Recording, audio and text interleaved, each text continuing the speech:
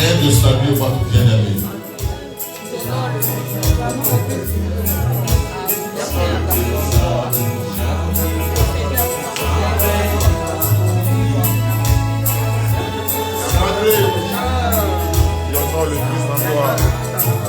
Oui.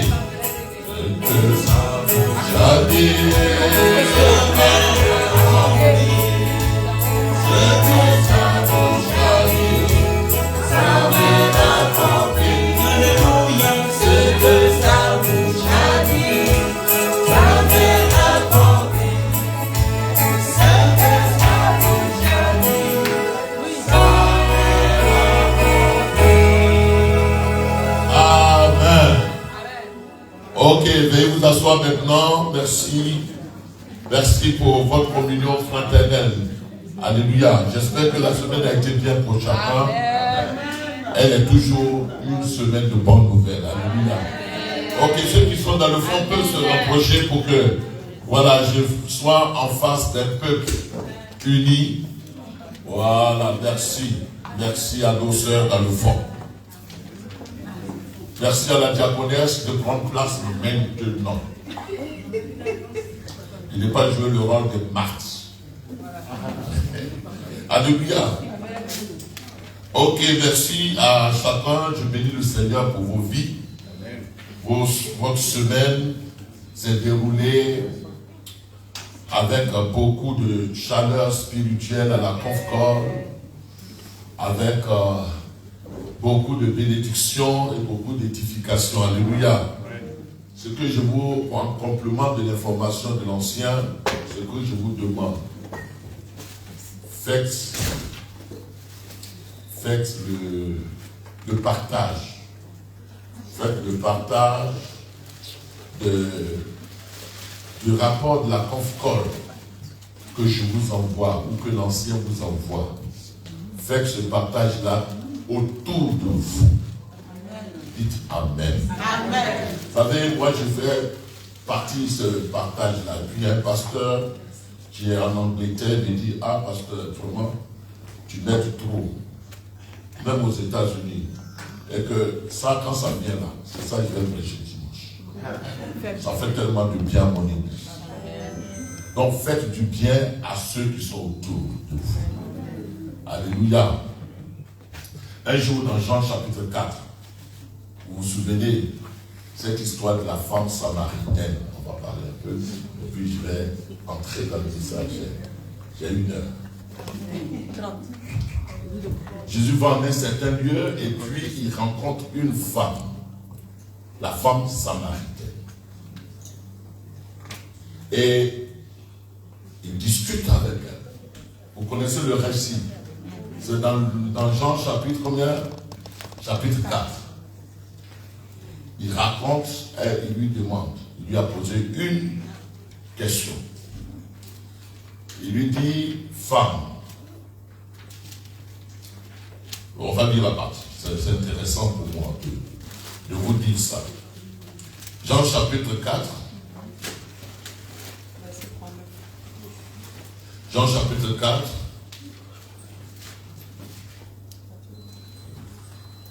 Ok. Il dit, va appeler ton mari. Jean chapitre 4, verset 15. Il dit, la femme lui dit, Seigneur, donne-moi de cette eau afin que je n'ai plus jamais soif et que je ne vienne plus puiser ici. Va, lui dit Jésus, appelle ton mari et viens ici. La femme répondit, je n'ai point de mari. Jésus lui dit, tu as eu raison de dire, je n'ai point de mari. Car tu as eu combien de maris? Tu as eu 5 maris et celui que tu as maintenant n'est pas ton mari. En cela, tu as dit vrai. Le Seigneur lui dit, Seigneur, lui dit la femme, je vois que tu es un prophète. Et puis la suite, elle va rencontrer ceux de Samarie. Mais Jésus dit, va, appelle ton mari. Ok, ce passage est souvent mal interprété pour dire que la femme était une prostituée, ce qui n'est pas vrai. Elle n'était pas une prostituée, elle était une samaritaine. Et en tant que samaritaine, les Samaritains avaient épousé le judaïsme.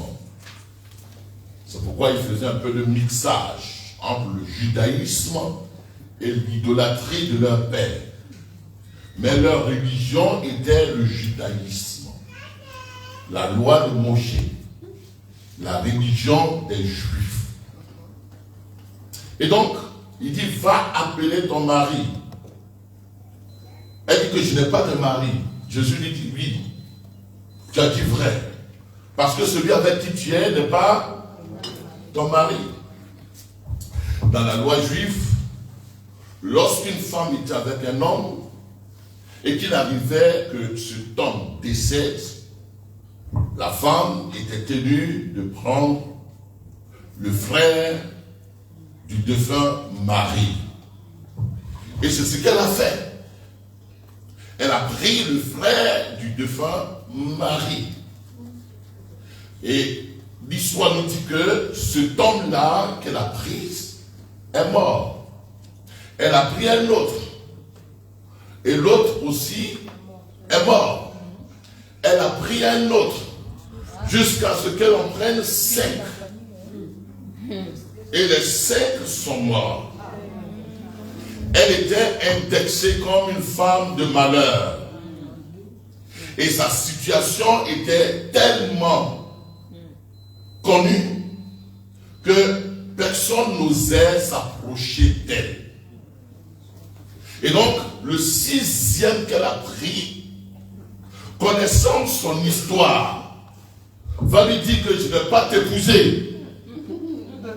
On va rester en concubinage, mais je ne vais pas t'épouser. Ça, c'est un autre message que vous pourriez bien interpréter. Suivez-moi. Et donc, dans la relation avec le 6e, qui ne l'a pas épousé, Jésus la rencontre. Et je lui dis, Jésus, sachant son histoire, par l'esprit, il dit, va appeler ton mari. Elle dit que je n'ai pas de mari. En effet, le 6e n'était pas en union légale avec elle. Les 5 autres, selon la loi de Moshe, la loi de Moïse, si tu avais pris un mari qui était décédé, tu pouvais prendre un autre frère de ce mari jusqu'à ce que tu finisses par être consolé. Mais elle, dans son cas, elle en a pris 5 de la famille et les 5 sont morts. Le 6e a eu peur. Mais la grâce de Dieu, elle vient pour relever, elle vient pour restaurer, elle vient pour rétablir dans la dignité. Et donc, la grâce de Dieu venant vers elle, la grâce de Dieu va lui donner un époux plus excellent que les 6 premiers ou les 6 derniers. Les 5 plus celui qui était là. On se comprend? Donc, dans son euphorie, non seulement elle rencontre Christ, mais aussi elle a la joie de pouvoir être en contact avec celui qui lui dit toute son histoire. Donc, dans sa joie, elle rentre dans le village. Elle qui était habituée à marcher de façon solitaire, elle qui était une femme de confusion, une femme qui avait honte, ce jour-là, elle va rencontrer le meilleur des meilleurs. Amen. Et quand on rencontre le meilleur des meilleurs, la honte est ôtée, la restauration est établie et on va raconter la belle histoire qu'on a expérimentée. Bien aimé, je vais dire à quelqu'un ce matin, le meilleur des maris que tu puisses rencontrer, c'est Jésus-Christ, le Fils de Dieu. Le meilleur des défenseurs que tu puisses rencontrer, c'est c'est Jésus-Christ, le Fils de Dieu. Le meilleur des époux que tu puisses rencontrer, c'est Christ. Et on ne peut pas posséder ce meilleur et sur terre. Et rester dans la confusion. Et rester toujours dans son humiliation. Et rester toujours dans la honte. On a la joie de le partager et de partager la bonne nouvelle. C'est pourquoi le véritable enfant de Dieu qui a expérimenté Christ et qui voit que Christ est le prince de la paix et que depuis qu'il a rencontré, Christ procure la paix et la stabilité à son âme, ne peut pas se taire. L'histoire de cette femme, c'est une histoire de mariage. Une histoire de mariage qui a mal commencé, mais qui se termine de façon glorieuse. On se comprend? Or, nous sommes l'épouse de Christ. Combien de fois nous n'avons pas été déçus parce que nous étions épouses, peut-être du péché. Mais nous avons été restaurés. Nous avons été rétablis. Notre dignité a été rétablie. Et quand on sait ces choses, et quand on sait ce qu'il a fait dans notre vie, on ne peut pas se taire. On ne peut qu'aller raconter ce que Christ a fait pour nous et le bonheur que nous avons eu de le rencontrer. C'est pourquoi je vous en prie. Je vous prie. Cette femme n'a pas fait l'école théologique. Elle a partagé simplement son expérience. J'ai eu 5 maris, ils sont morts. Le 6e, dans ma condition, n'a pas voulu, parce que je suis considéré comme une femme de malheur, n'a pas voulu accepter qu'on se marie. Tellement qu'il avait certainement honte ou peur que lui aussi ne subisse le sort des 5 premiers. Mais j'ai rencontré le meilleur des meilleurs. Le 7e.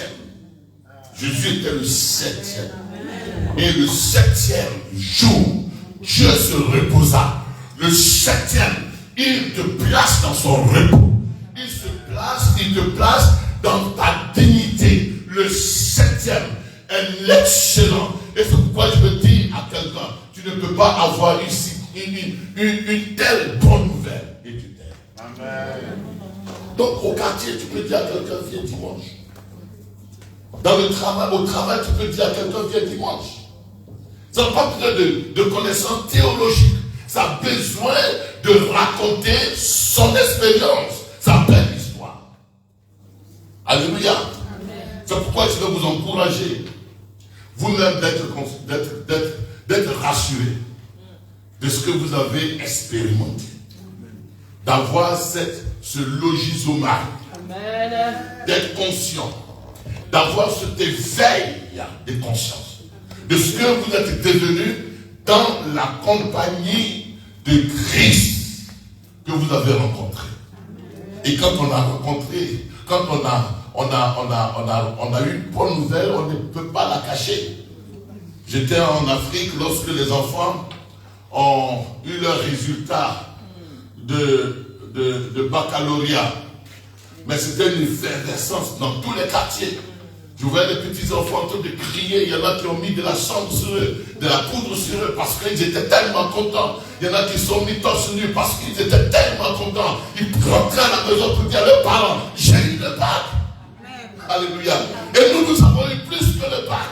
Et nous pouvons raconter avec fierté que nous avons eu plus que le bac. Nous avons eu plus qu'un homme, un mari. Nous avons un mari qui prend soin de nous et qui ne nous délaissera pas. Alléluia. Parlez du Seigneur. Une église qui est dans la vision du Seigneur, c'est une église qui rend témoignage. Pas que j'étais avant, non, qui rend témoignage de ce que Jésus a transformé dans sa vie et de ce que Jésus peut transformer dans la vie de ceux qui sont en face de nous. Alléluia. Alors, lève la main, simplement dis, Seigneur, merci. Merci de ce que tu m'as aimé. Merci de ce que tu viens dans ma vie. En tant que le 7e époux. Et le meilleur. Le chiffre 7. Perfection totale. Le chiffre 7. symbole du repos. Et dans ta présence, je sais que mon âme est au repos. Et mon cœur est en paix. C'est pourquoi je ne peux pas conserver cette bonne nouvelle. Je veux la partager en rendant témoignage autour de moi, en invitant mes amis et connaissances, afin que eux aussi expérimentent ce salut merveilleux. Au nom de Jésus-Christ, ma bouche se délie maintenant. Et la honte qui a été ôtée ne reviendra plus jamais. Au nom de Jésus-Christ. Amen. Alléluia. C'était dimanche dernier, nous avons vu les dynamiques de la vie de pensée, les dynamiques de notre pensée. Et tout à l'heure, le bien-aimé qui a fait l'intercession nous a dit que Proverbe 27 dit « L'homme est selon ses pensées ». Et les pensées d'un homme définissent son état de maturité ou son état d'immaturité.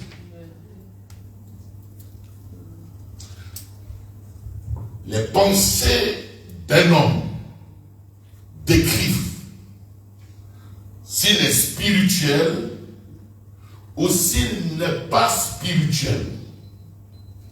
Et dimanche dernier, je disais que il n'y a pas de demi-mesure d'être un peu spirituel et un peu charnel. Soit on est 100% spirituel, et cela est caractérisé par nos pensées qui sont alliées aux pensées de Christ. Comme l'apôtre Paul disait, nous avons les pensées de Christ. Ça veut dire que nos pensées, pendant que nous étions enfants, nos pensées étaient les pensées d'enfants. Et pendant que nous avons grandi, au fur et à mesure que nous grandissons dans le Seigneur, ce qui est de l'enfance disparaît. 1 Corinthiens 13. Et comme ce qui est de l'enfance a disparu, ce qui est de la maturité a pris position en nous, et c'est ce qui est manifesté. Nous ne sommes plus des népios, mais nous sommes des ouios. Le télos de Dieu est venu à son accomplissement. Parce que le plan de Dieu, le dessein de Dieu, c'est que nous parvenions à la stature parfaite de Christ, que nous parvenions à la maturité, que nous soyons fils. C'est pourquoi la Bible dit que car Dieu a tant aimé le monde, il a donné qui? Il n'a pas donné son enfant, il a donné son fils. Parce que quand la Bible disait là dans le contexte dans lequel c'est écrit. Quand Jean, le docteur Jean, parle de Dieu qui a donné son fils, il parle dans un contexte juif. De même que Matthieu, il dit que Jésus-Christ, quand il est sorti de l'eau, la parole a été donnée du ciel. Celui-ci est qui? Mon fils. C'est les Juifs qui parlent. Et quand les Juifs parlent de fils, ils parlent de celui qui est adopté. Ce n'est pas l'adoption que nous avons aujourd'hui. Vous dites que je prends l'enfant de Corinne et puis je donne mon enfant. Non. Adoption signifie le fait que je donne procuration au fils de parler en lieu et place de moi. Donc le fils fait pareillement comme le père. Dès l'instant il acquit la maturité, il parvient à épouser épousé les pensées du Père. Et quand il réagit, il est tel que le Père réagit. C'est pourquoi Dieu dit, il a donné son Fils, parce qu'il sait que celui qui vient là, il réagira textuellement comme lui le Père. Il réagira. Il aimera comme Dieu aime. Amen. Est-ce que vous voyez? Donc le télos de Dieu, télos veut dire l'accomplissement du dessein de Dieu en nous sauvant ou en accomplissant un miracle ou en faisant quelque chose. Cela est quoi? Est destiné à un but. Le but c'est quoi? C'est que nous devenions fils. Pas que nous devenions, que nous restions dans un état d'immaturité ou de népios. Néouios. Disons amen. Donc, le but de Dieu, c'est que nous soyons fils. Et donc, nos pensées définissent si nous sommes à l'état d'homme mature ou de femme mature, ou si nous sommes à l'état d'homme immature. Or, il n'y a pas de telle mesure. Soit on est spirituel, soit on est quoi? Charnel. Ce qui ne veut pas dire qu'on n'est pas enfant de Dieu. On est enfant de Dieu, mais on est spirituel. C'est-à-dire qu'on a épousé tout le caractère de Dieu. Donc quand Dieu dit, faisons l'homme à notre image. L'image, c'est la fixité. C'est la filiation. C'est ce qui est fixe. C'est ce qui ne varie pas, n'est pas variable. L'image, elle est statique. On dirait que je suis venu vous faire école. Je vous prie. Quand je m'assois et puis j'écoute prêcher, mais comme il n'a pris, il ne sait pas qui a faute, il dit amen, amen. Mais vous avez appris suffisamment. Et vous pouvez discerner ce qui est juste et ce qui n'est plus juste. Donc, il dit, faisons l'homme à notre image. L'image, c'est fils. Moi, mon enfant est enfant. Même si elle ne vient pas à l'église, c'est son enfant. Je ne veux pas le jeter. Il est mon enfant. L'enfant prodigue était l'enfant du Père. Ça ne lui enlève pas le droit d'être enfant. Donc un enfant de Dieu est enfant de Dieu, qu'il soit charnel ou qu'il soit spirituel. Maintenant, c'est dans l'attribution de responsabilité que Dieu fait la différence en disant que j'attribue la responsabilité à qui? À celui qui est fils. On se comprend? Donc, il n'y a pas de demi-mesure. Et donc, c'est pourquoi l'apôtre Paul dit, en Romains chapitre 8, verset 4, il dit, je vais vous dire ça parce que c'est pas mon heure de partie. Ah, ils ont fait procès contre moi. Et ils ont dit, maintenant tu suis à l'heure. Quand il est 30, nous tous on prend notre valise, notre sac, on s'en va. Tu vas continuer à prêcher. Il dit, au verset 4, car cela, plus que la justice, disons, verset 5, ceux qui, en effet, qui vivent selon la chair, s'affectionnent aux choses de la chair.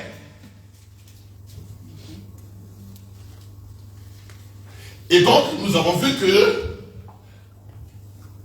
l'anthropologie, c'est-à-dire que la définition de l'homme, la nature de l'homme, selon Paul, c'est que nous sommes des esprits habitant dans un corps et possédant une âme.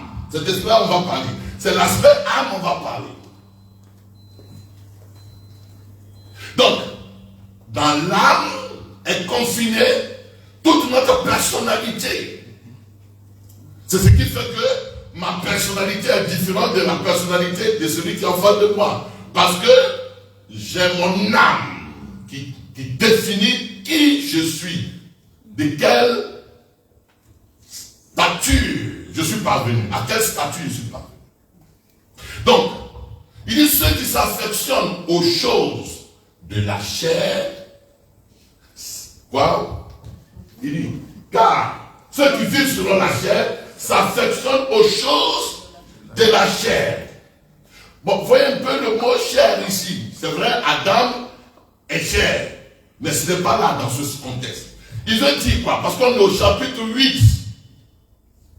Quand on dit Romains, parce que Romains chapitre 1, chapitre 2, chapitre 3, chapitre 2 jusqu'au chapitre 3, c'est une autre histoire. Chapitre 4 jusqu'au chapitre 7, c'est une autre histoire. Mais quand on arrive au chapitre 8, il dit qu'il n'y a plus de condamnation pour ceux qui sont quoi? En Jésus-Christ, là, c'est pour nous maintenant. Ah, tu vois, tu dis ça comme ça. Donc, quand il parle au chapitre 8, il ne parle pas de païens, il parle de chrétiens. Donc, ça veut dire que le chrétien peut vivre selon la chair et s'affectionner aux choses de la chair. Donc, il y a deux catégories de chrétiens. C'est-à-dire que ceux qui sont là, non, mon mariage, ou alors mon foyer là, ou alors mes affaires là, donc lui vit selon la chair. C'est-à-dire que dans sa pensée, il n'y a pas des intérêts du royaume. Amen. Mon souci là, ma maladie là. Mais ça, il est enfant de Dieu, mais il n'a pas de souci de vivre selon l'esprit. Or, ceux qui vivent selon l'esprit s'affectionnent aux choses de l'esprit.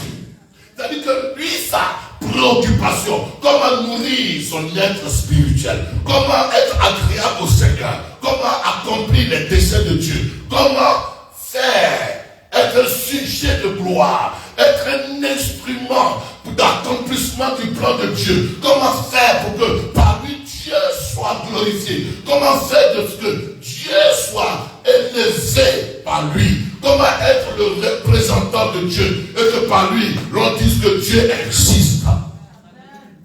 Voilà, il y a deux types. Bon, maintenant on va plus le deuxième type. Il est là. Mais ce n'est pas de votre faute. C'est parce que nous n'avons pas bien prêché la parole. Mais nous étions des inappris.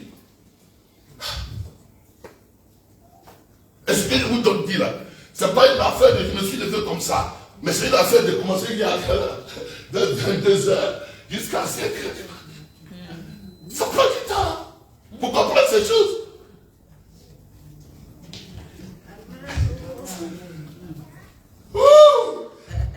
Donc, ceux qui vivent sur la chair, affectionnent aux choses de la chair. Car tandis que ceux qui vivent sur l'esprit, s'affectionnent aux choses de l'esprit. C'est parce que quand tu vis par l'esprit que tu aimes écouter la parole de Dieu. Dis Amen.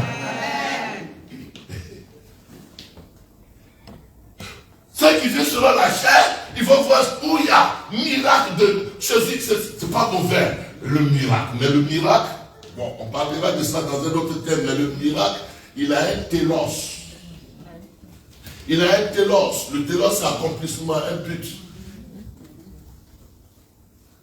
Donc, Dieu ne fait pas le miracle parce qu'il a envie, il a plaisir. Il n'est pas un miracle pour faire pour le délaisser. Il fait le miracle comme au temps de la Samaritaine pour que ce miracle puisse avoir un impact sur d'autres personnes. Donc, si je vis le miracle de Dieu, imagine un peu si je suis dans ce pays, je vis le miracle de Dieu, si je repars dans mon pays, la bénédiction miraculeuse dont j'ai été l'objet doit affecter d'autres personnes autour de moi. C'est ça le télos. Israël a vécu le miracle sous Pharaon. Mais Israël n'est pas arrivé à l'accomplissement du télos de Dieu, du plan de Dieu, de l'objectif de Dieu. Ils sont morts dans le désert. Donc, le miracle n'a servi à rien. Est-ce que tu comprends? Non, si tu as été miraculeusement délivré, miraculeusement guéri, miraculeusement ceci, miraculeusement ressuscité, et que cela n'accomplit pas le dessein de Dieu, de pouvoir rendre témoignage, de pouvoir impacter la vie de quelqu'un, de pouvoir dire à quelqu'un que vraiment moi que je vois là, tu vois là, je suis le miracle de Dieu, et que lui aussi se convertisse, c'est que le miracle n'a pas atteint son quoi? Dites-moi le mot. Son télos. Amen.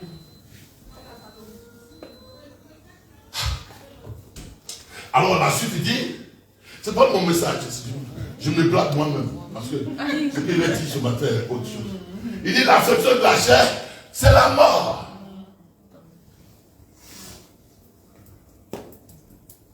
C'est le thanatos.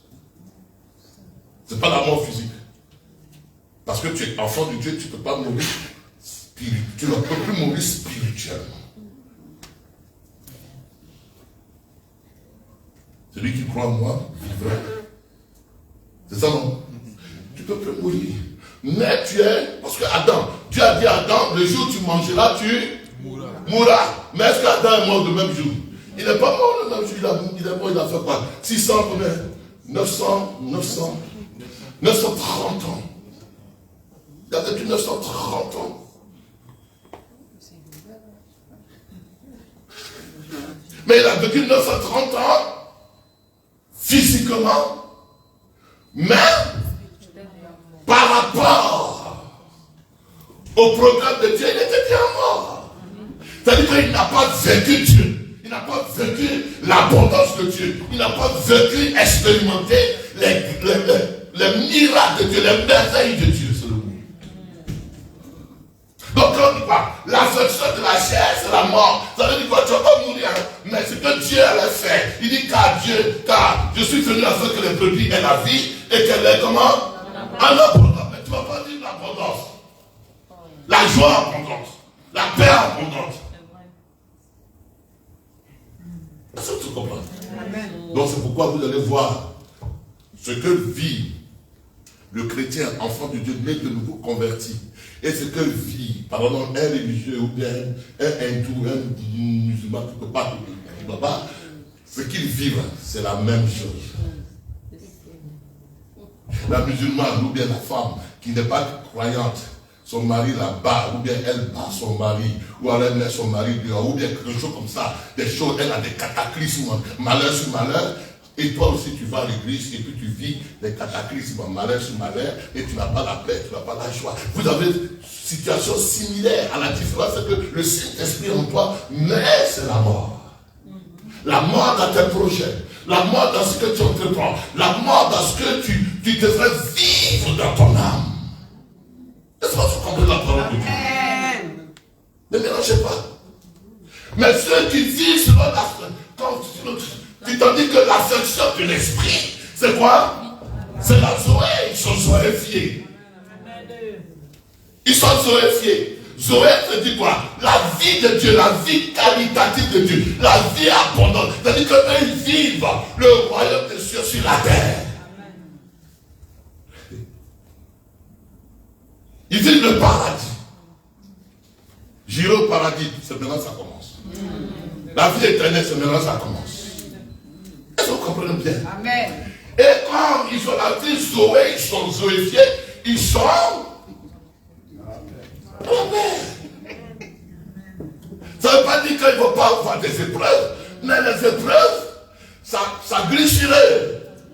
Pourquoi? Parce que la paix de Dieu est tellement consolidée en eux que quelles que soient les épreuves qui amènent les uns et les autres au suicide, les épreuves ne les amènent pas au suicide.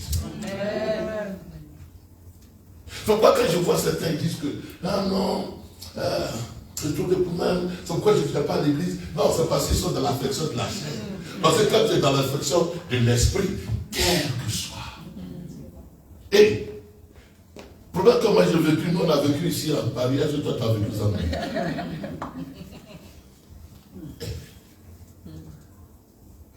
Parfois on mange une sauce combien de jours?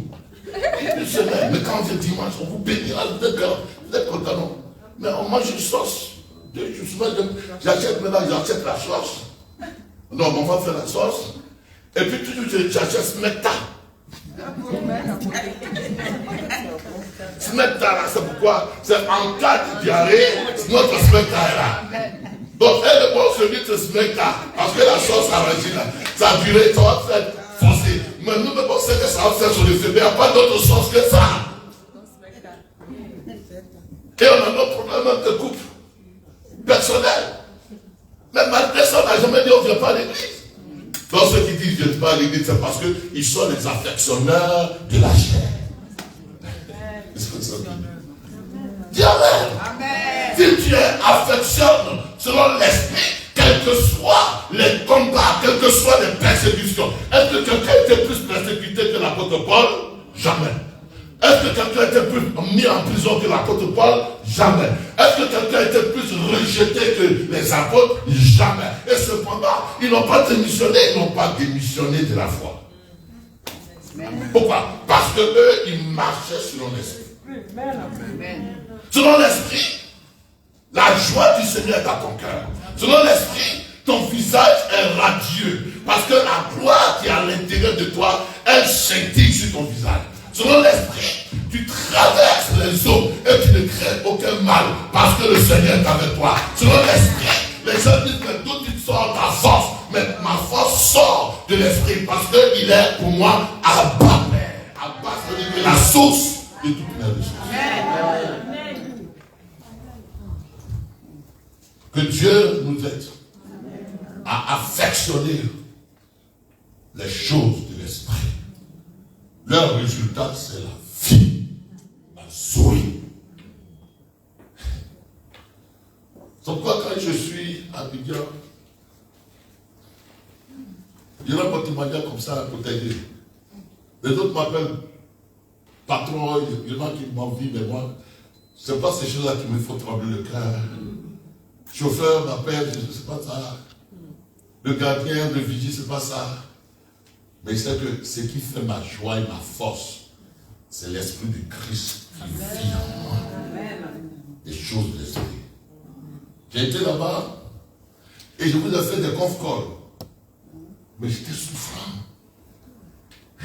Mais quand j'arrive là, je suis guéri. Tu vois, il me zoéfie. Et quand quelqu'un marche sur les choses de l'esprit, quelles que soient les situations, il ne peut pas désister. Parce que la chair, elle ne peut pas résister aux choses de l'esprit. Que Dieu te bénisse ce matin. C'est pourquoi je veux afficher ce thème. Je vais le faire en 45 minutes, c'est pas grave. Garde la foi et une bonne conscience. Garde la foi et une bonne conscience. Dis à ton voisin, garde la foi et une bonne conscience. Pourquoi? Pourquoi? Parce que, comme je disais que nous sommes esprit, corps et âme, donc nous avons en nous l'esprit qui est en relation avec notre âme. Nous sommes l'esprit de Dieu en nous, mais en relation avec notre âme, et notre âme qui est en relation avec notre corps. Vous voyez bien? Et la liaison entre l'esprit et l'âme, c'est le cœur. La liaison entre l'âme et le corps, c'est notre pensée, le cerveau. Et c'est dans le cerveau que tout notre caractère se définit. À partir de notre âme, nos décisions vont différer des décisions des uns et des autres. C'est notre âme, le centre de notre volonté, le centre de nos décisions, le centre de notre personnalité, notre âme.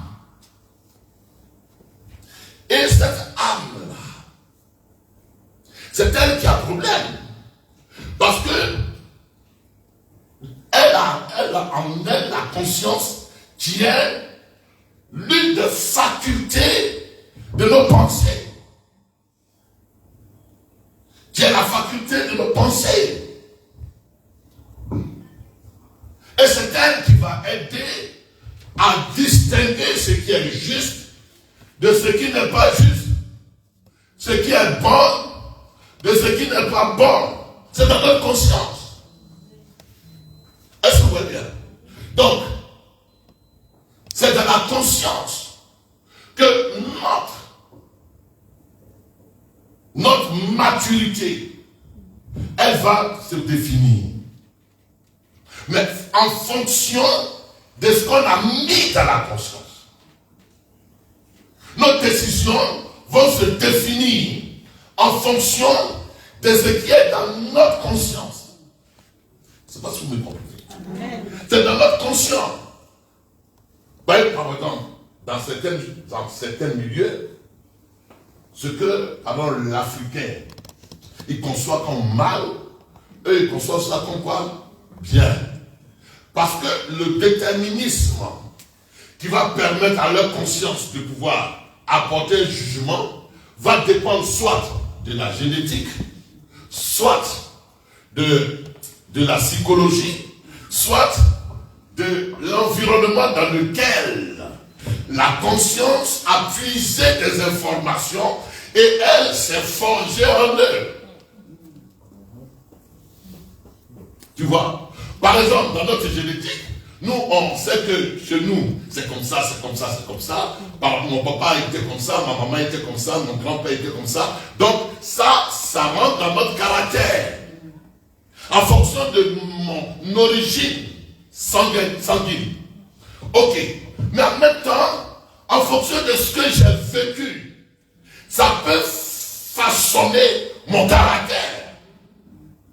Par exemple, des gens qui ont été déçus par des femmes ou par des hommes disent que je ne me marierai plus jamais.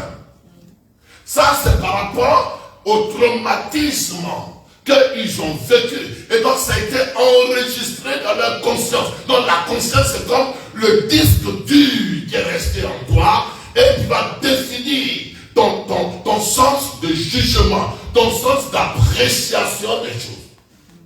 Est-ce qu'on comprend pas? Donc, il y a des gens qui ont été blessés.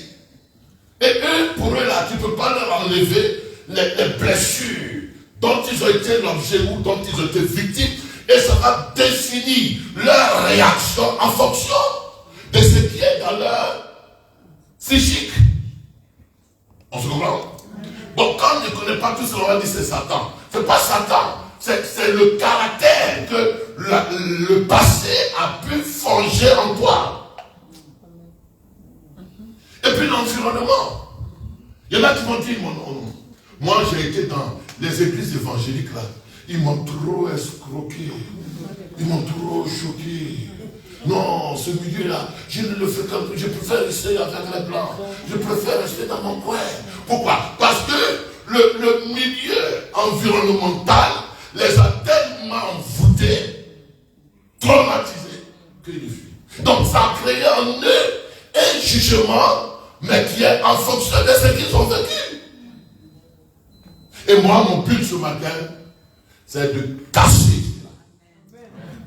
Et le but du Saint-Esprit, le Saint-Esprit n'est pas venu pour autre chose que travailler dans ta conscience. Yes. Le champ d'action du Saint-Esprit, c'est dans ton âme. Je reprends. Le champ d'action du Saint-Esprit, quoi? C'est dans ton âme.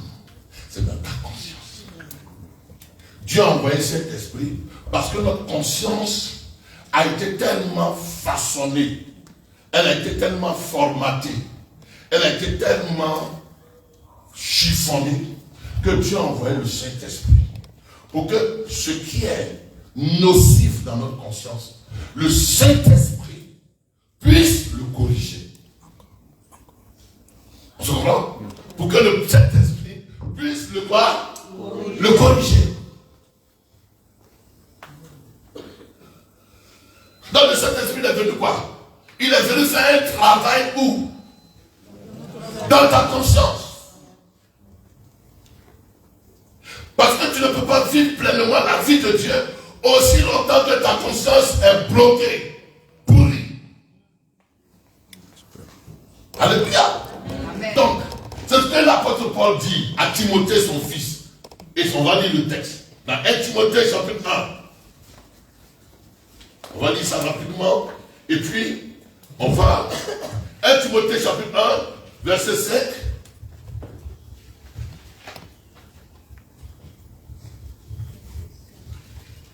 Verset 5.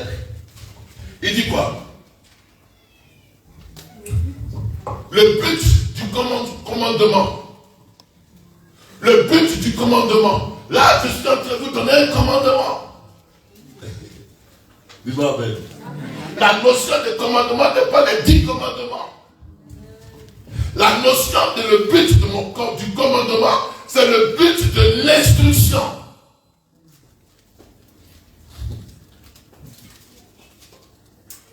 Je souhaitais que mais vous appelez sur la parce qu'on n'a pas le temps de faire formation. Le but de l'enseignement, le but de la prédication, le but de l'instruction que je te donne, Timothée, c'est quoi? Une charité. C'est une charité. Venant d'un cœur pur. C'est une charité. Venant d'un cœur pur. Venant d'un cœur pur.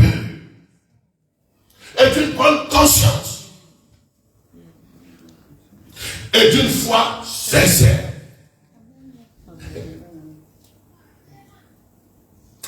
Aussi longtemps qu'il n'y a pas une bonne conscience, la foi ne parviendra pas à être sincère.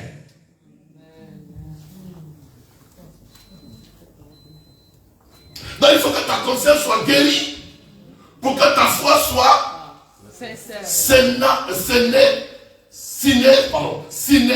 Sera. En latin, sera. La foi sera. C'est ce qui a donné en français le mot sincère. Ça veut dire que quoi? Sans tache, sans cire, sans tache, sans tache. Une foi sans tache. Mais la foi, c'est-à-dire que ce n'est pas la foi de Jésus qu'on reçoit. C'est-à-dire que la vie chrétienne sans tache. Une vie chrétienne sans tache. Pourquoi? La vie chrétienne ne sera pas équilibrée aussi longtemps que ta conscience n'est pas guérie. Est-ce qu'on se comprend? Quelqu'un qui est chargé dans sa conscience, tu vas lui prêcher, il va comprendre quoi? Donc, l'esprit vient pour guérir d'abord sa conscience, pour nettoyer sa conscience, pour purifier sa conscience, pour désintoxiquer sa conscience. Parce que les uns sont rabougris, les autres n'avancent pas, et d'autres font des exploits, mais sur la base d'un dénominateur qu'on appelle la conscience. Pourquoi elle vient, et puis elle est épanouie comme ça? Elle est épanouie vite, elle est épanouie facilement. Et le potentiel que le Saint-Esprit a investi en lui, le potentiel se développe. Et puis d'autres là, c'est un statu quo, un blocus. On l'a remis le mima là, ça ne peut pas produire. Pourquoi? Parce que aussi longtemps que sa conscience est bloquée, il ne peut pas avancer. Ah, demandez doucement, parce que c'est très important. Et c'est derrière les informations nocives qui ont rendu contaminée ta conscience, qui ont rendu nocive ta conscience, que le diable s'assoit. Il n'agira pas aussi longtemps que ta conscience est éclairée. Si ta conscience est guérie, le diable, qu'est-ce qu'il va faire? Il ne peut pas. Il ne peut jamais. Or, la guérison de la conscience provient de l'enseignement, mais de la sainte doctrine. Ce n'est pas n'importe quel enseignement. Je vais te prendre au but. Si on vient te prêcher, que tu es maudit, tu es maudit, tu es maudit, tu es maudit, tu es maudit, et que la malédiction de ta famille, c'est à cause de ça tu es noir, à cause de ça tu as les cheveux qui s'en vont, à cause de ça tu fais, mais tu as de quoi? Tu es tellement, qu'est-ce que Paul a dit? Envoûté, parce qu'on a dit que tu es, mais tu n'es pas ce que tu es, tu vas finir par le devenir. Amen. Oh, acclamez le Seigneur parce que ça. Moi, je pense que moi, ça m'a délivré. Regardez un peu. Nous, on fait du trafic. Ce n'est pas l'évangile qu'on prêche. Ce n'est pas l'évangile. Parce que l'évangile, c'est l'évangélion. C'est bonne nouvelle. Quand tu as entendu bonne nouvelle, tu cries de joie, tu cries de victoire, tu cries de gloire. Pourquoi? Parce que la bonne nouvelle, elle vient rassasier ton âme, rassurer ton âme. On a dit, toi là, je vois que tu vas mourir. Si tu ne donnes pas offrande, si tu n'achètes pas bougie, si tu n'achètes pas ceci, et puis maintenant tu es stressé, et toute ta vie, enfant tu étais dehors, on ne te parlait pas des démons, mais tu es venu là, on te parle des démons, donc toi ta tête là est démonisée, toute ta pensée est démonisée, tous tes rêves sont démonisés, et toi-même tu es intoxiqué par la démonisation. Tu es devenu satanique, tu as été satanisé. Quand Pierre dit, je suis, merci maman, c'est comme ça qu'on nous fait habiter. Dieu me bénisse. Quand Pierre dit, voyez bien, dans Matthieu chapitre 16, Jésus dit à Pierre, qui dites-vous que je suis? Pierre dit que tu es le fils du Dieu vivant. Il dit, c'est pas la chair et le sang qui t'ont révélé cela. C'est mon Père qui est là-haut dans les cieux. On est d'accord, non? C'est un homme spirituel. Il est spirituel là-haut. Parce qu'il a eu la révélation. Ok, on parlera de ça peut-être une autre fois. Maintenant, quelques temps après, Jésus dit, dans même Matthieu 16, Jésus dit, voyez bien que je vais mourir, mais je suis venu pour mourir. Et puis Pierre dit, tu viens. Tu sais que l'église là, quand tu es venu faire, tout le monde t'acclame. Maintenant, si toi tu dis que tu vas mourir, nous on a quitté notre travail. Et donc je suis. Moi, je suis le chef des armes. Je suis le syndicaliste. Maintenant, si toi tu vas mourir, moi on va te donner quoi? On ne dit pas ça. Et puis je suis ton grand frère. Je suis venu te donner conseil. Il ne faut pas dire que je vais mourir à la croix. Il ne faut même pas parler de ça. Et puis il ne faut même pas mourir. C'est Pierre qui parle comme ça. Vous avez lu ça? Est-ce que vous lisez la Bible? Oui. Bon. Jésus dit, arrière-toi de moi, Satan. C'est-à-dire que arrière-toi de moi, Satan c'est un verbe opposant. Il s'oppose au dessein de Dieu. Donc, arrière-toi de moi, toi dont les pensées sont satanisées. Toi qui es satanisé. Donc, un satanisé, c'est celui qui a des pensées qui sont contraires aux pensées de Dieu. Ça ne veut pas dire qu'il a Satan, mais il est satanisé. C'est ça qu'on n'a pas bien compris. On dit tu as Satan, tu as le démon. Et donc, ça a donné droit à un autre esprit de s'installer pour enlever en toi la conviction de ton identité, la conviction de ce que Dieu a mis en toi, la conviction de ce que tu es en Jésus-Christ. Pourquoi? Parce qu'on a instauré, on a introduit une psychologie en toi. Et donc, c'est ce que l'apôtre Paul dit. Le but de l'enseignement, tu vois, ça c'est enseignement. C'est une charité, c'est un amour qui vient d'un cœur pur, d'une bonne conscience et d'une foi sincère.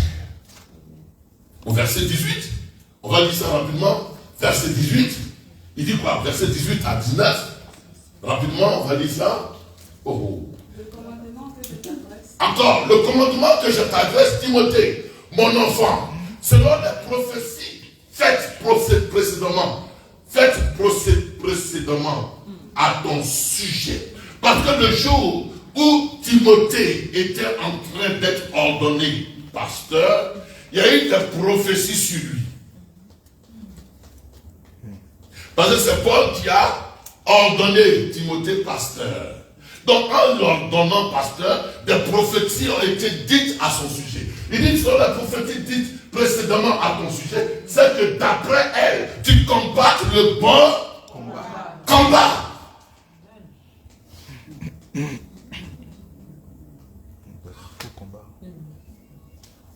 Il faut que je m'arrête là. Il faut que tu combattes le bon combat. L'apôtre Paul dirait que j'ai combattu le bon combat. Donc, le bon combat dont parle la Bible, ce n'est pas combat Satan, nous te combattons. Non, c'est le combat contre toute apostasie, contre toute hérésie, contre tout ce qui n'est pas de Dieu, contre tout ce qui est parole, prédication, qui n'est pas selon la pensée de Dieu. Le combat spirituel auquel nous avons affaire, c'est tout enseignement qui te détournerait de la pensée de Dieu. Amen.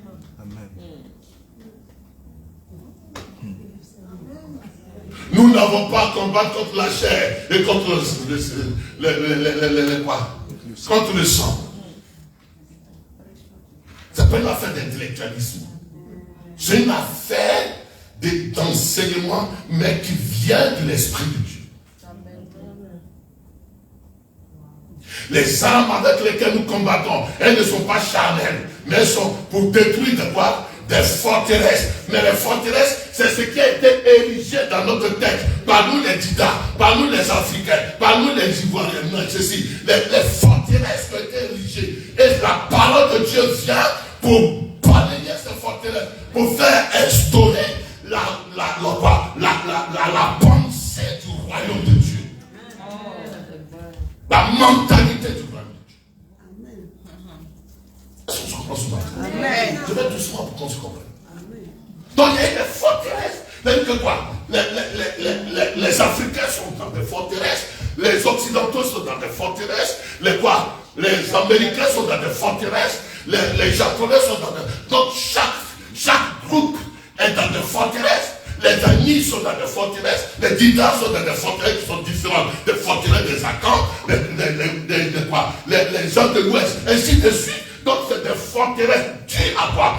Dues à la culture, dues à l'enseignement, dues aux paroles qu'on a dites sur eux, et ça a créé une forte forteresse. Et donc la parole de Dieu dit quoi? C'est parce que Dieu dit à ton sujet. Ce que Dieu dit à ton sujet, c'est que tu es destiné pour réussir. Ce que Dieu dit à ton sujet, c'est que tu n'as plus de malédiction. Il n'y a désormais aucune condamnation pour ceux qui sont en Jésus-Christ. Ce que Dieu dit à ton sujet, c'est parce que les gens ont dit, c'est parce que les événements ont dit, c'est parce que tu as vécu qui est vrai. Mais ce que la parole de Dieu dit qui est vrai à ton sujet.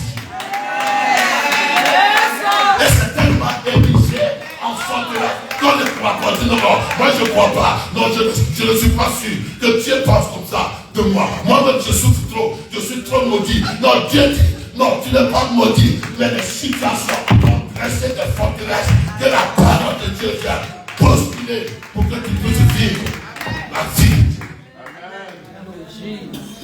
Et que tu sois logissant. Amen. Yes.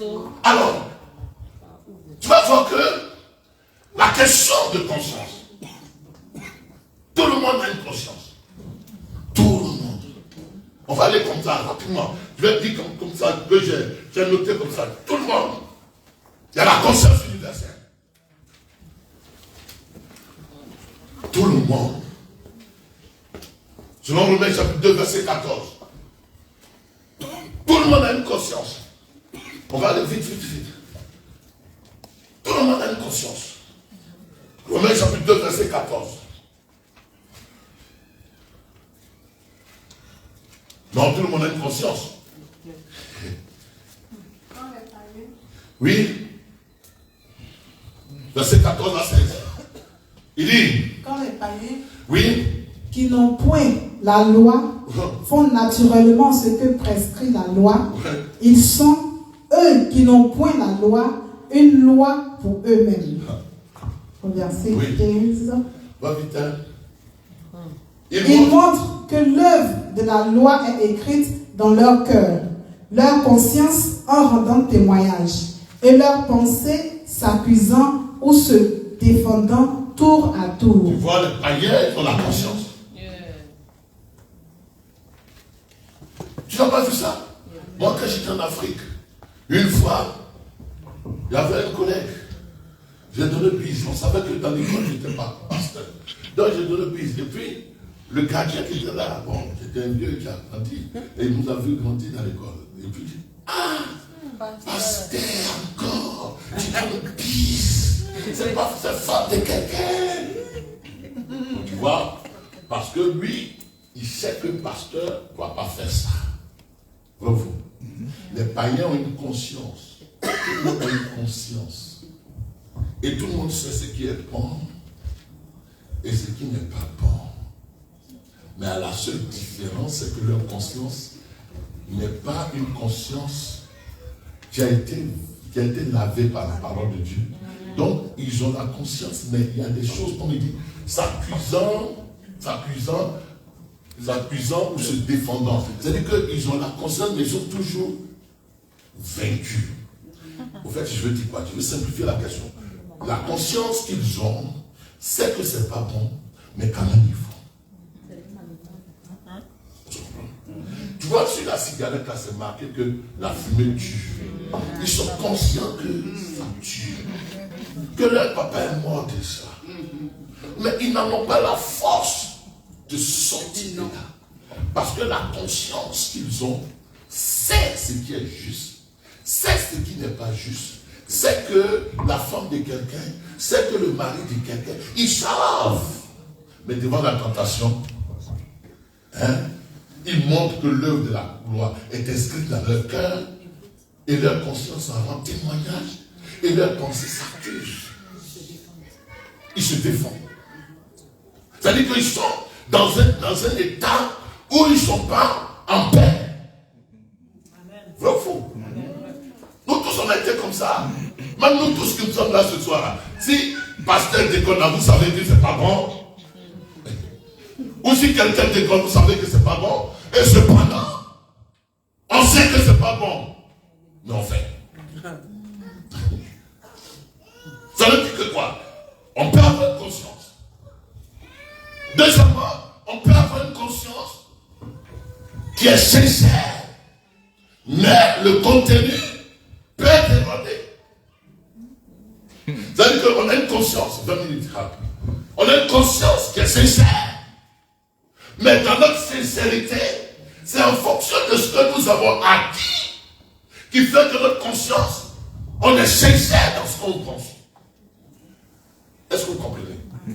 Par exemple, quelqu'un qui est dans une religion, mais c'est en fonction de ce qu'on a mis dans ta tête. Par exemple, moi je suis avec des amis musulmans. Mais il est convaincu que tu dois avoir 4 femmes. C'est pas un péché pour lui.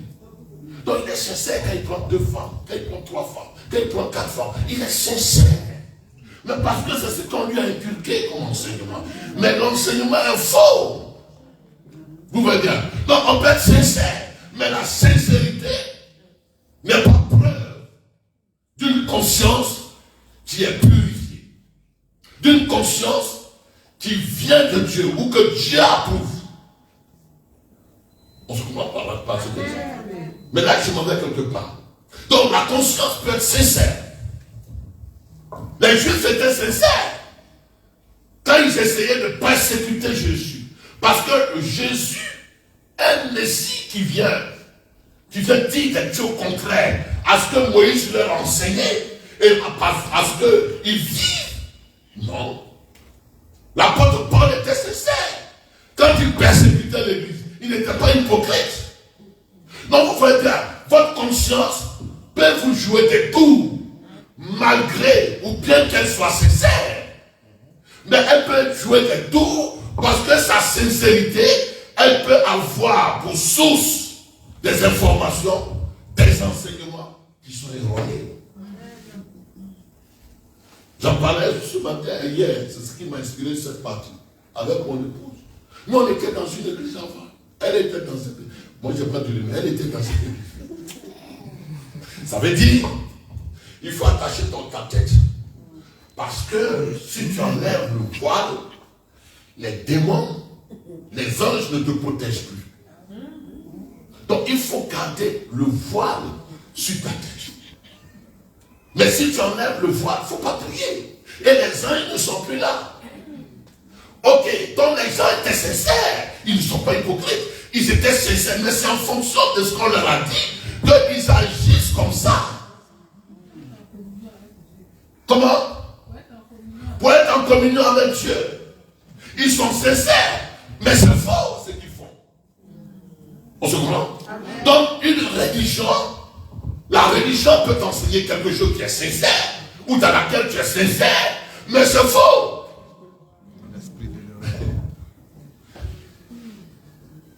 Par exemple, la religion nous a dit, si tu as péché, il faut demander pardon à Dieu. C'est ce qu'on a dit, non? Tu as péché. Non. C'est pas ce que les apôtres disent. Il faut te repentir. C'est pas ce qu'on nous a dit? Ok.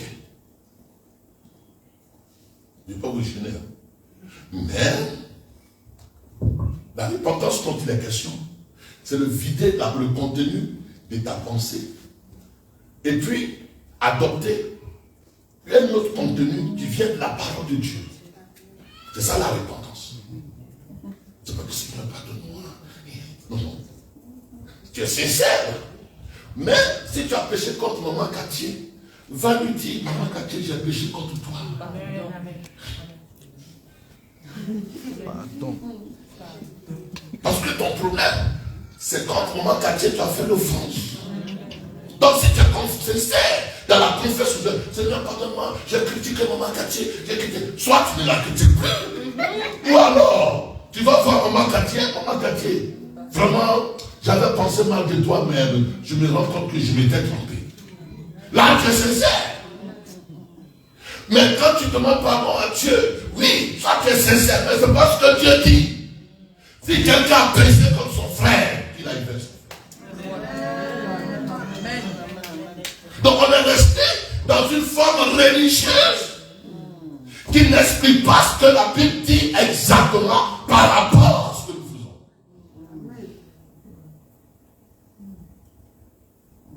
Ou alors tu changes le contenu de ta pensée. Bon, tu as trompé ta femme. Dieu dit ça se passe entre vous deux. Va lui dire.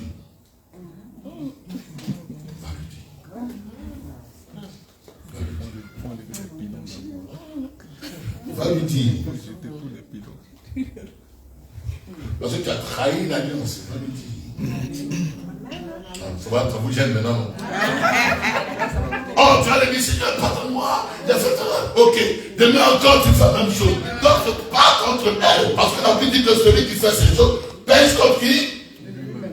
Contre lui-même, sa chair. Vous êtes venu sur chair. Ah, mon évangile est autre chose. Donc tu peux avoir des dispositions qui sont sincères par rapport à l'information que tu as eue. Je vais terminer. Parce qu'on se voit loin. Maintenant, la foi peut être, la conscience peut être une conscience faible. Il y en a qui ont une conscience faible. Et devant des situations qui peuvent être choquées. Parce que leur conscience est faible. La Bible dit, c'est pour un aliment, ton frère est scandalisé. Mais lui, c'est parce que sa conscience est faible par rapport à l'aliment. Ne mange pas à cause de lui. C'est pourquoi la Bible dit, ne dit pas que ma vie chrétienne est personnelle. Non, ta vie n'est pas personnelle. Parce que le texte dit, il y a 1 Corinthiens chapitre 8, verset 4 à 13, Romains chapitre 14, verset 13 à 16, il dit, pour un aliment, ne perds pas ton frère. Ne scandalise pas ton frère. Donc c'est pour un aliment. Mon frère doit être scandalisé. Je m'abstiens de manger cet aliment devant ce frère. Si j'en mange ce n'est pas un péché. Si je n'en mange pas, ce n'est pas un péché. Mais le fait que j'en mange devant lui, je me choque. On se comprend. C'est pourquoi l'apôtre Paul dit que je tiens durement mon corps pour qu'après avoir prêché, je ne sois pas disqualifié. C'est-à-dire que je ne sois pas une occasion de chute et que la personne non seulement me rejette, mais rejette la parole que je lui prêcherai. Pourquoi? Parce que sa conscience est faible. Donc ne dis pas que moi, ma vie chrétienne, ça c'est entre Dieu et moi. Non, ce n'est pas entre Dieu et toi. Parce que la Bible dit dans 2 Corinthiens 5 que celui qui est à Christ ne vit pas pour lui, vit pour le Seigneur. Donc tout ce qu'il fait doit contribuer à glorifier le Seigneur. Or, tu ne continues plus à glorifier le Seigneur dès l'instant où tes attitudes sont en quoi? En scandale à celui dont la conscience est faible. J'allais m'énerver dessus, mais je ne m'énerve pas. Parce que si celui qui est nouveau de la foi, il me voit m'énerver, je peux m'énerver à la maison, mais il me voit m'énerver, peut-être qu'il ne va plus jamais venir à l'église. Mais parce que nous n'avons pas compris que nous vivons notre vie chrétienne, non seulement par rapport au Seigneur, mais nous la vivons aussi par rapport à ceux qui nous entourent, dont la conscience est faible.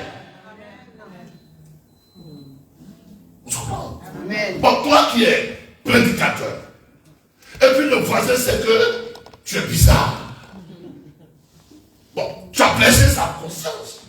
Même le nouveau chrétien qui est avec toi à la maison, et qui voit que tu as entendu le pasteur prêcher, tu dis ça c'est pas bon, ça c'est pas bon, ça c'est pas bon. Même qui sait dans sa conscience que ça c'est pas bon, c'est pas bon, c'est pas bon, et qu'il te voit faire ça. Toi tu penses qu'il va venir avec zèle à l'église? Non. C'est-à-dire que tu l'as chassé. Ça le foi. Il ne va pas te dire. C'est pourquoi vous allez voir que des gens viennent aujourd'hui dans l'église et puis demain ils ne viennent plus. Parce qu'il y a certaines informations dont ils n'ont pas besoin d'entendre. Yes. Yes. Mais toi tu te laisses tout. Tu blesses la conscience. Oui. Est-ce qu'on se comprend ce matin? Donc ta vie chrétienne doit tenir compte de la conscience de celui qui est faible. Que Dieu te bénisse ce matin.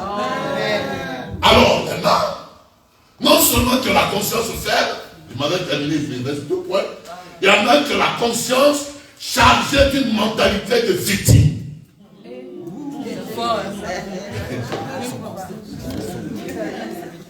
Chargée d'une mentalité de victime.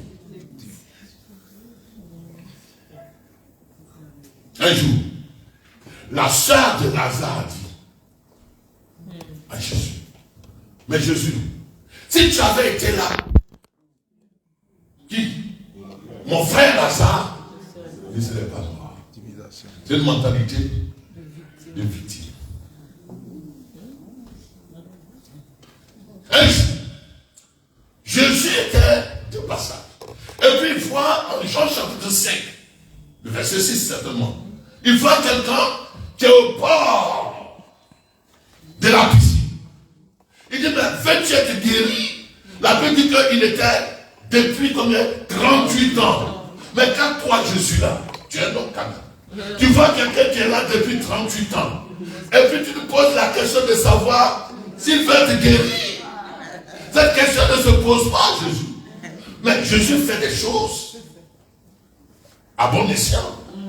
Il fait des choses pour savoir comment tu vas réagir.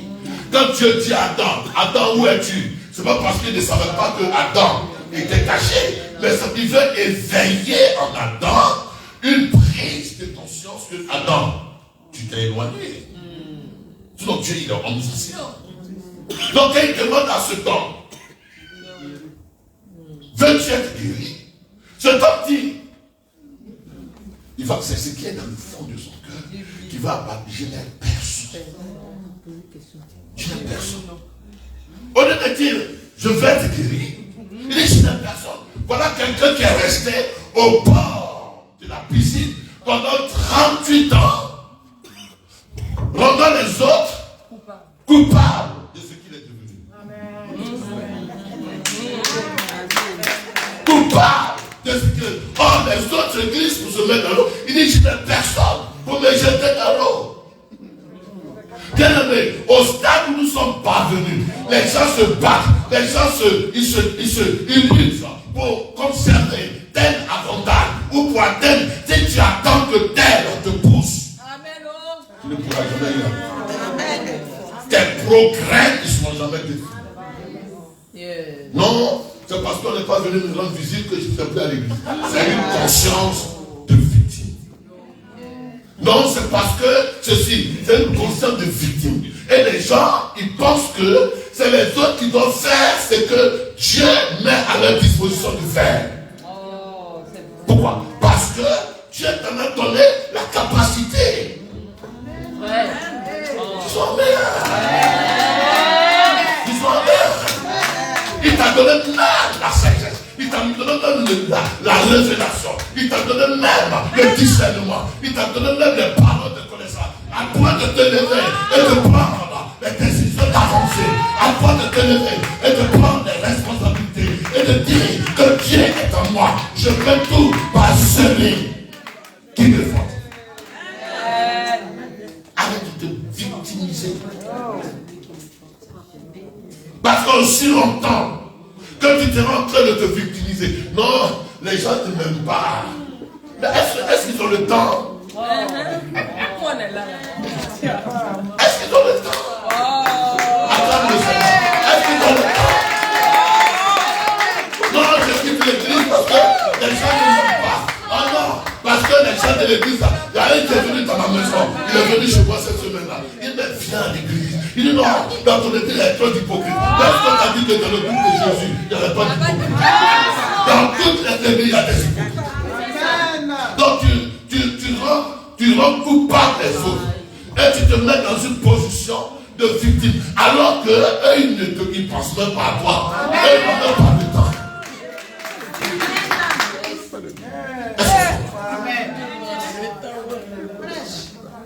Pousse encore. Moi, j'ai été victime à un moment. Victime. Quand les gens rient, tu dis, comme je ne suis pas comme ça, là, c'est pas rire. Quand les gens parlent de ça, et donc tu marches en observant les autres, en regardant si en observant. Si peut-être que lui, il est venu avec ses problèmes, et qu'il était triste, il dit voilà, c'est à cause de moi, il est triste, il n'a pas envie de me voir. Voilà, on ne m'aime pas. Mais si, est-ce qu'ils ont le temps de te calculer même?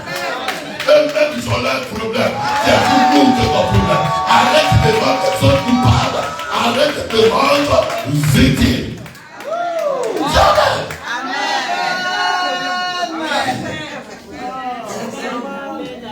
Veux-tu être guéri? Mais je n'ai personne. Ah bon? Je n'ai personne. Ils attendent que personne vienne les relever. Mais personne aussi en train de se battre. C'est vrai que quand les gens sont nouveaux dans la foi, les anciens peuvent les relever.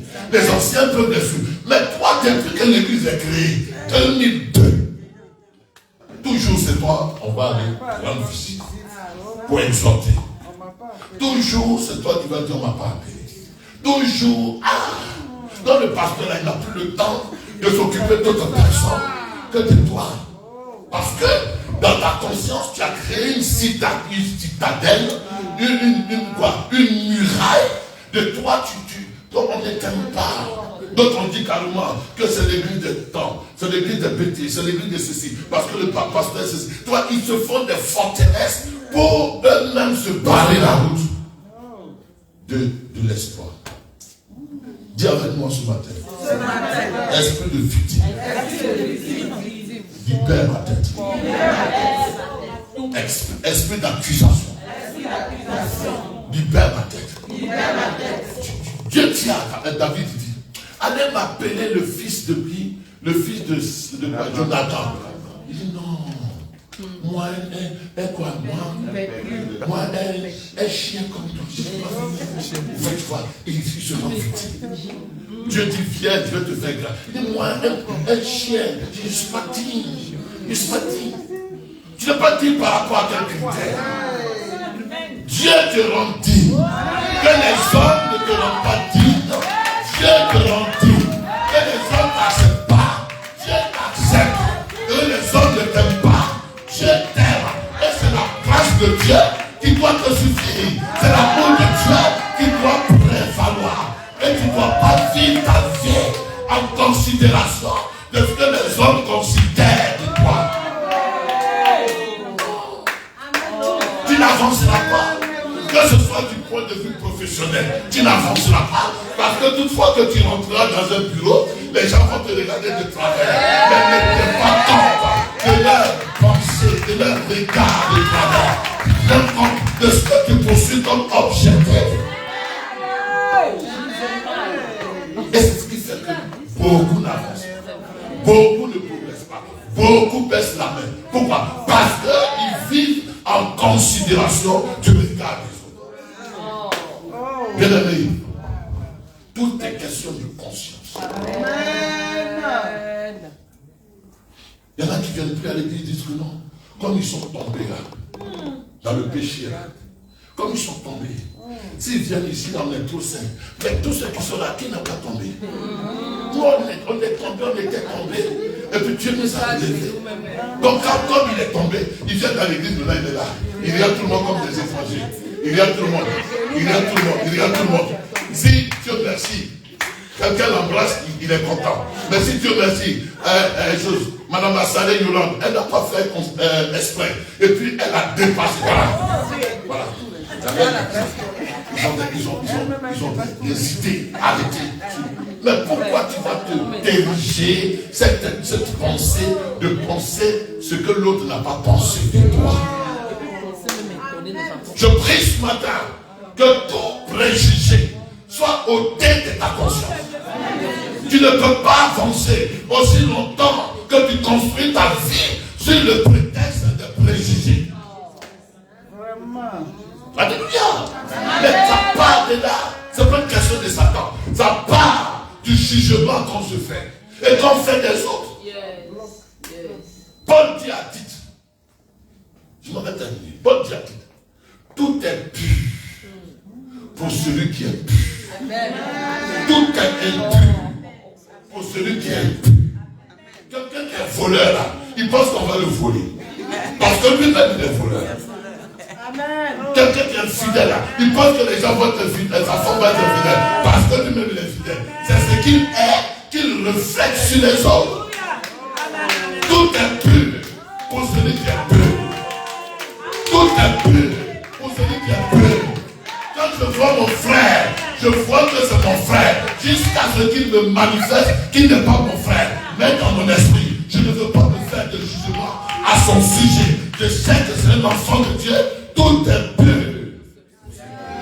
Et si tu marches comme ça, tu marcheras dans la victoire. Amen. Que Dieu te bénisse ce matin. Que Dieu te bénisse. Que Dieu te bénisse. Marche avec une conscience libre. Marche avec une conscience libérée. La victime que tu as été pardonnée. Donc ne mets pas dans ta pensée une culpabilité. Dieu ne te condamne pas. Jésus-Christ est mort. Il t'a justifié. Jésus-Christ est mort. Il t'a rétabli. Libère-toi. Il dit qu'il n'y a plus de condamnation pour ceux qui sont en Jésus-Christ. Pourquoi tu vas diriger une condamnation, autocondamnation? C'est ça. Ce que Dieu n'a pas dit de toi. Ne t'insurge pas, ne t'insurge pas ce que Dieu n'a pas dit de toi. Dieu n'a pas dit que tu es maudit. Dieu n'a pas dit que tu es pécheur. Dieu n'a pas dit que tu es condamné. Dieu n'a pas dit que tu es inacceptable. Dieu n'a pas dit qu'il te rejette. Dieu n'a pas dit que tu ne vaux rien. Dieu n'a pas dit que tu es d'une famille. Il dit que tu es maintenant enfant de Dieu. Alors estime-toi sur le jugement de ce que Dieu dit de toi. Sur le jugement de ce que Dieu pense de toi. Sur le jugement de ce Dieu te qualifie. Et tu marcheras de victoire en victoire. Et ton assurance, parce que aussi longtemps que tu t'appuies sur ce que Dieu déclare à ton sujet, tu marcheras de la victoire. Dieu n'a pas dit que ça fait plus fort que toi. Il dit que je vous donne le pouvoir de marcher. C'est ce que Dieu dit. Dieu n'a pas dit que tu seras malade. Il dit que vous avez été guéri par la l'esprit de Christ. Dieu n'a pas dit que tu seras en arrière. Dieu dit que tu seras la tête et non la queue. Dieu n'a pas dit que tu vas échouer. Dieu dit que vous irez d'espoir en espoir, de victoire en victoire. C'est ce que Dieu dit. Il doit assurer ta conviction. Il doit assurer ta marche. Parce que les circonstances disent. Parce que tu m'attends. Parce que les circonstances disent. Parce que les hommes disent. Les hommes diront toujours ce qu'ils pensent. Mais ce que Dieu dit est le jugement qui est le plus vrai, qui est le plus parfait. Ce que Dieu dit est ce qui est le plus exact. Alléluia. Alors, ne te mets pas en retrait. Parce que Dieu ne te met pas en retrait. Ne te déconsidère pas. Parce que Dieu te considère trop. Ne te culpabilise pas. Parce que Dieu ne te culpabilise pas. Les hommes vont te culpabiliser. La religion va te culpabiliser. Ils vont te culpabiliser. Ils vont dire tu es pécheur. Dieu n'a pas dit que je suis pécheur. Dieu dit je suis sanctifié. Dieu dit je suis justifié. Dieu dit je suis quoi encore? L'autre mot. Non, pas. Il a été quoi? C'est lui qui a fait la CPI. Dieu dit j'ai été quoi? J'ai été quoi? J'ai été acquitté. Il n'y a plus de champ d'inculpation. Il n'y a pas de champ d'accusation. Dieu dit je suis enfant de Dieu. Entre ce que Dieu dit et ce que les hommes disent, c'est lequel que tu dois prendre. Donc tu marches sur ce que Dieu dit à ton sujet. Alléluia. Ce qu'on va se tenir debout. Et puis on va lever. On va lever les mains. Je ne sais pas si les saisons sont défavorables. Dieu dit que moi, je suis dans une saison favorable. Dieu dit, je suis dans un temps favorable. Je ne sais pas si le pays dans lequel je suis, s'il y a des mystiques, l'apôtre Paul dit quoi? Il dit il n'y a pas d'idole. Tu te souviens, non? Dans 1 Corinthiens chapitre 8, il dit il n'y a pas d'idole. C'est une question de pensée. Je vais vous faire le témoignage. Il y a un hindou qui est venu ici hier. Il dit je cherche le patron. J'ai dit oui, je suis venu. Je me suis présenté. Il dit patron, vraiment on a une fête des hindous. Il dit oui, d'accord. Il dit on va venir déposer notre, comment on appelle, d'accord, de hindou ici. Et que on va payer par jour. On va mettre ça du lundi jusqu'à samedi. On va payer par jour 1000 euros. J'ai fait calcul dans ma tête. Ça fait 7 000. Ça fait 7 000. Après j'ai dit non. Ça va choquer Corinne. À cause de Corinne. Mais si c'est moi, tu peux mettre ton nom. Ça n'a aucun effet. Parce que c'est toi qui lui dis qu'il est Dieu. Mais pour moi, c'est un objet de ta taille. Tu vois? Pour moi, il n'y a rien en lui. Mais c'est une question de la mentalité qu'on se fait et du pouvoir qu'on donne à cette divinité. Alors l'apôtre dit quoi? Il n'y a qu'un seul Dieu. Je sais une chose, c'est que mon Dieu est le seul Dieu. C'est que mon Dieu est le seul Dieu. Alors lève la main vers le Seigneur. Je ne sais pas ce que tu traverses. Je ne sais pas dans quelle saison tu es. Mais sache que la Bible déclare qu'au jour du salut, je te délivre. C'est maintenant le jour favorable. Tu es dans le temps kairos de Dieu. Tu es dans le temps favorable de Dieu. Chaque jour, depuis que Christ est entré dans ta vie, chaque jour est un jour favorable. Chaque situation est une situation favorable. La Bible dit que toute chose concourt au bien de ceux qui aiment Dieu et qui sont appelés selon son dessein. Donc la situation que tu traverses là, mets ça dans la tête, qu'elle va concourir à ton bien, qu'elle va concourir à ton témoignage, à ton élévation, à ta distinction, à la glorification de Dieu. Alors bénis le Seigneur ce matin.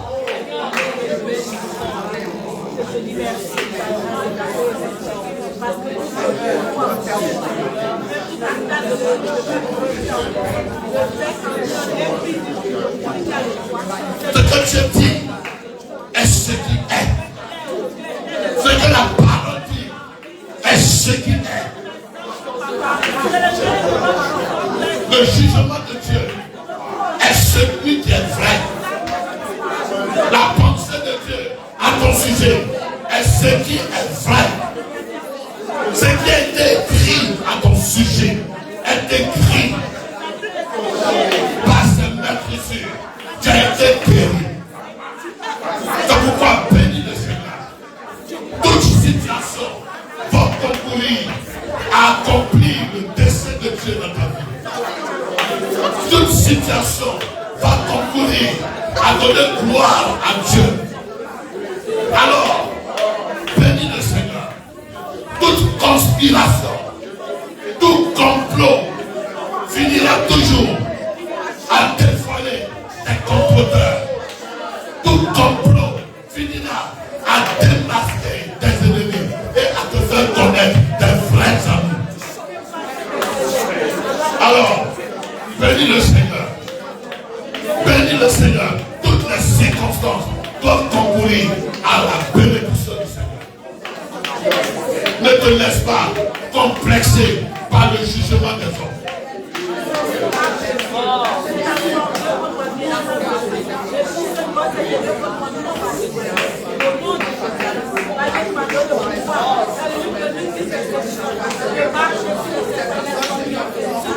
Nous sommes exaucés au nom de Jésus-Christ. Je dois prier. Seigneur, merci. C'est ce que tu as dit à mon sujet. En quoi je crois. C'est ce qui est écrit à mon sujet que je crois. C'est ce que ta parole dit qui est vrai. J'ai fait l'expérience quand j'étais en Adam, lorsque Adam par Ève ont écouté le serpent pour dire que le jour où tu mangeras, tu seras comme Dieu. Alors que Dieu avait déjà dit, faisons l'homme à notre image. Seigneur, je ne veux pas contredire ce que tu as dit à mon sujet. Tu dis, tu connais les projets que tu as formés sur moi. Ce sont des projets de paix et non de malheur, afin que j'aie de l'espérance. Seigneur, tout projet m'amène à avoir un avenir et de l'espérance. Tu dis, je suis venu afin que les brebis aient la vie et qu'elle ait en abondance. Seigneur, toute situation m'a concouru dans ma vie à ce que je puisse vivre cette abondance. À l'instar de Paul et ceux qui étaient sur le bateau, Seigneur, cette situation les a conduits à sortir idem pour rendre gloire à ton nom. Je sais que quelqu'un rendra gloire à ton nom. Cette situation n'est pas pour la mort. Cette situation n'est pas pour la confusion. Les hommes parleront, ils vont jaser. Mais laisse-les jaser. C'est ce que Dieu dit qui doit être dans ta conscience. Avec Dieu, tu ne joueras pas. Ta destinée n'est pas une destinée d'échec. Certainement que tu vas te tromper dans certaines expériences. Mais ces expériences-là, elles serviront à maturer ta foi, à consolider ta foi. Et tu auras les regards fixés sur le ciel. Je vous prie ce matin. Dieu, il fait des choses qui dépassent notre entendement. C'est pas David dit, je lève les regards vers les montagnes. Dis non, ce n'est pas vers les montagnes. Je lèverai les regards vers le Seigneur. Car c'est de lui viennent toutes les ressources. Alors ce matin, soyez bénis. Ce matin, soyez en paix. Que votre cœur ne se trouble point. Que les situations ne viennent pas affliger votre âme. Et que votre conscience soit remplie de la parole de Dieu. Elle ne soit pas remplie de votre culture. Elle ne soit pas remplie des paroles que les hommes ont dites à votre sujet. Mais qu'elle soit remplie de ce que Dieu dit à votre sujet. Ainsi vous irez de victoire en victoire. Je vous bénis ce matin au nom de Jésus-Christ. On peut acclamer le Seigneur. Amen.